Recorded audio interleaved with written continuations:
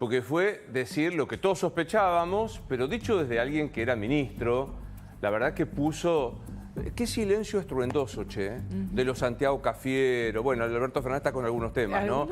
Pero digo, el secretario, ¿cómo se llama el secretario general de la presidencia y el legal y técnico?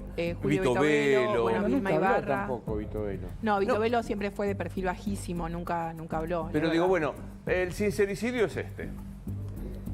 Igualadora la pandemia. Entonces sí, pero por mucho tiempo era no se puede. Después creo, Iván, que pasó a ser un tema más político.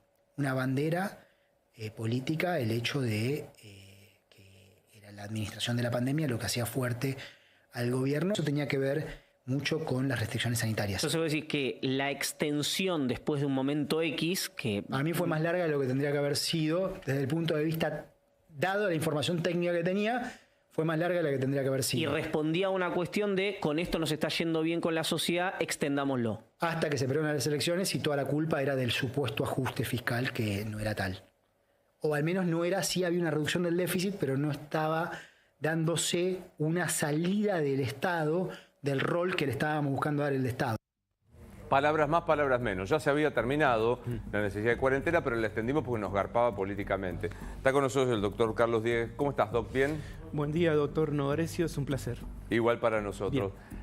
¿Hay algún modo penalmente de plantear esto como una privación ilegítima de la libertad colectiva? No sé, contame. Entiendo que sí. A propósito de las manifestaciones vertidas por el ex ministro de Economía, en circunstancia que estábamos en el estudio mirando al doctor Eduardo Feynman, en La Nación Más, así que bueno, de inmediato recogí el guante jurídico y en el día de ayer radiqué la denuncia penal por privación ilegítima de la libertad, abuso de autoridad y violación a los deberes de funcionarios públicos al señor expresidente Alberto Fernández. Entiendo que hay delito. Entiendo que hay privación ilegítima de la libertad porque bajo el ardid, el engaño y la falsedad de este personaje nos encerró a todos, es como que nos tuvo todos en cana, ¿no es cierto?, de una manera ilegítima para, no sé qué, favorecer al gobierno. Sí, lo que fuera, claro. Lo que fuera, pero hay delito. Y así las cosas, yo radiqué la pertinente denuncia y ahora, bueno, quedamos en manos de la justicia, se hizo el sorteo en el día de ayer y nos tocó el juzgado criminal y correccional de la capital federal, el 16, con la secretaría 45. Ya tenemos asignado el número de expediente. Ahí me da curiosidad, una curiosidad técnica. Vos lo haces en nombre propio, obviamente, pero en representación de todo. No, invocando un interés público. Claro. Sí, lisa y llanamente. Y además invito a toda la población que haya tenido alguna cuestión en particular que se haya sido sentido perjudicada, que radique la denuncia penal, ¿sí? Y bueno, si no se animan a hacerlo, decía mi abuelita, alguien le tiene que poner el cascabel al gato. Qué mejor frase que esa, ¿no es cierto? ¿Sabes que cada vez que hablamos de esto, desde que se conocieron las declaraciones, uno piensa inmediatamente en los familiares que no pudieron despedir a su fallecido? En el caso de Gustavo. Bueno, y yo también perdí a mi madre y a mi hermano, ¿no? ¿Y no pudiste despedirlos? No, sí, fue una cuestión como, digamos que sí, pero teníamos que escondernos para llegar a la clínica y nos avisaban a través de un vidrio que le quitaban el respirador. No, espantoso. Por eso este delincuente tiene que pagar por todos los delitos que cometió, según mi humilde entender, ¿no es cierto? No, en mi caso estábamos mis hermanos y mi papá, los 4 internados al mismo tiempo en distintos lugares, y lo único que tenía era la comunicación por teléfono, que cuando la clínica quería te pasaba un parte. Y o sea, yo nunca vi a mi papá. Yo a mi papá me cuesta hablar. Tranquilo, si quieres. A mi papá lo despedí un lunes, le dije que venía al día siguiente a verlo y esa mañana nunca existió. Y después fue este calvario de 3 semanas de internación en mi caso, mis hermanos entre 10 días y una semana, y cuando me avisan que fallece, ir a la clínica, pedir verlo, no se puede, porque hay reglamentaciones vigentes, y yo no sé si la persona que cuyo cuerpo no pude ver, porque pasa todo por la cochería, era mi viejo o no. Lo único que recibí de mi viejo es un certificado de función. Entonces, a mí me queda el dolor de no haberlo visto y de no haber podido despedirme de él. Y pasó como conmigo, con mucha gente. ¿Y sabés lo que me duele también? La fiesta de Olivos. Porque cuando Alberto Fernández organizó la fiesta de cumpleaños de su esposa, que fue el 14 de julio de 2020, yo estaba internado en terapia intensiva.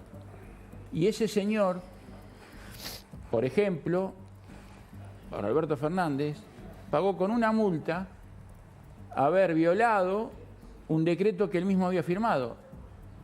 Y después el hecho de que escuchara la vocera Ceruti, cuando hubo un grupo de familiares, de gente como yo que perdió a sus seres queridos con la pandemia, que fueron y pusieron las piedras.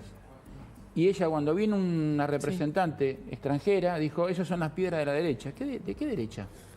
Yo no puse la piedra de mi papá con el nombre de mi papá ahí frente a la Casa Rosada.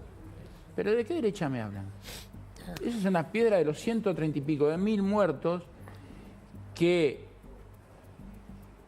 fallecieron en la pandemia por la inoperancia, la negligencia de aquellos que, por ejemplo, Ginés González García no se preocupó en combatir. ¿Te acuerdas que estábamos en la radio? ¿Cómo olvidarlo? Que estaba más preocupado en febrero de 2020 por el dengue que por el COVID. Sí, pero nosotros trabajamos juntos en la red con Gustavo, en Radio La Red, y nos pasó, tuvimos esa declaración cuando yo le pregunto... Estaba en Ezeiza, era Viedo Ezeiza. Claro, le preguntamos, che, está viniendo algo que se llama COVID, que no nos preocupa nada de esto. Ahora, más allá de que yo saludo que vos hagas honor a la profesión y decidas presentarte en el tribunal, ¿tenés alguna expectativa fundada de que te puedan dar bolilla? O sea, la expectativa desde el punto de vista de lo teórico debería funcionar, ¿sí? En la práctica no es lo mismo la justicia, ¿sí? Eso lo sabemos. Pero bueno, yo confío en un sector de la justicia y confío de que a este personaje se lo impute por el delito de privación ilegítima de la libertad agravada y además por el abuso de autoridad y la violación a los deberes de funcionario público.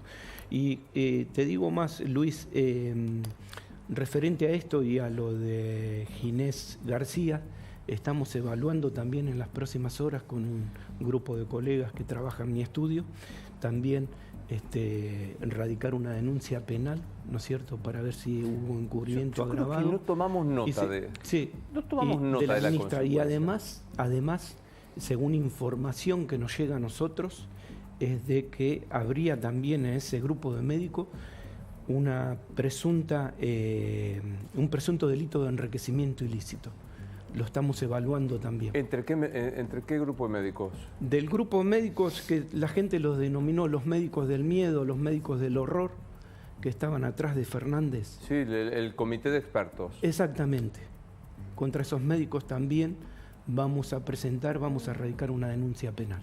Yo creo que no tomamos nota de lo que nos pasó. No el nivel de encierro, miedo, amenaza. El señor de Córdoba que no pudo visitar, la señora la que no dejaban cruzar ahí el límite entre Tucumán y Santiago del Estero, también para llevar a su chiquita a hacer un tratamiento. Infran vallando la provincia. ¿Te acuerdas lo que era Formosa? Había como campamento. Sí. Pero digo, y sin irnos a estos extremos evidentes, ¿no? A nosotros las amenazas que nos pegaban a cualquiera, vos que estás en casa, porque osabas... Bien, y con el dedito acusador. Y aparte se había generado algo que funciona mucho en los regímenes autoritarios, que era la delación, que se alentaba de parte se alentaba de parte del gobierno. El civil denuncia a otro civil, ¿no? Tal cual. Bueno, a mí personalmente me tocó el famoso métase adentro Novarecio, que cada vez que lo veo a Miguel Granado me grita eso. Yo vivía en un complejo que tenía un jardín y osé salir al jardín y un señor me filmó que después me vino a pedir disculpas. Y yo digo, las disculpas no reparan, ¿no? Pero no tomamos nota del nivel de miedo al que nos instalaron, de quiebre emocional que provocaba esto. Yo creo que eso versus también el cinismo de Guzmán. Yo insisto en algo que dije ayer, lo de Guzmán... Le está pasando una factura. No fue que no se dio cuenta, Guzmán le está facturando con esa sonrisa cínica que usa y ese tono inocente, le está facturando a Alberto Fernández, que le soltó la mano como se la soltó.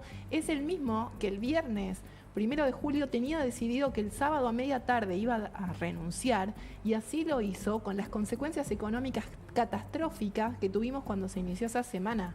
Entonces digo, ahora es muy fácil pegarle a Alberto Fernández porque es como pegarle a uno que está tirado en la calle. Digo, ¿por qué no lo salió a decir antes también? Digo, es el colmo del cinismo lo que estamos viendo, que es consecuencia de todo lo que se vivió en esos 2 años nefastos también. Porque no habló cuando Alberto Fernández todavía tenía poder. Habla ahora, cuando es un cadáver político. Nos comprometemos, Doc, a que nos informes el devenir procesal de esto. Hasta ahora solo se sortió juzgado, ¿verdad? Solo se sortió juzgado en el día de ayer. Porque yo de inmediato recogí el guante jurídico y bueno, sentarme a escribir la denuncia, ¿no es cierto? Hay una denuncia también que tomó, acá vale la pena marcarlo, el fiscal Marijuán. Sí, el doctor Escucha Marijuán, estas declaraciones, hace la denuncia y está la jueza María Servini y el fiscal Stornelli. Sí, pero tengo entendido, no la leí, ¿no? Pero tengo entendido que es solamente por abuso de autoridad y la violación a los deberes del funcionario público, que sabemos que es un delito de 6 meses a 2 años y nadie va preso por eso. Yo quiero que este señor sea investigado y eventualmente que sea condenado y que cumpla con todo el desastre, con toda la catástrofe que nos generó. A mí, en lo particular, Total. ese me hizo mucho daño y bueno, yo no quiero personalizar el tema, pero ha habido cosas como comentabas, Luis, esos chicos allá, ¿te acordás? En la provincia de Formosa, que estaban en un campo que no los dejaban llegar. No, fue terrorífico. Cuando él manchaba el sillón de Rivadavia y desfilaban gatos, ¿no es cierto? Yo lo llamé acá en La Nación Más cabaret show. Mientras nos encerraba, mientras nos acusaba y mientras nos amenazaba que nos mandaba a la Gestapo, yo no podía llevar mi mascota al veterinario.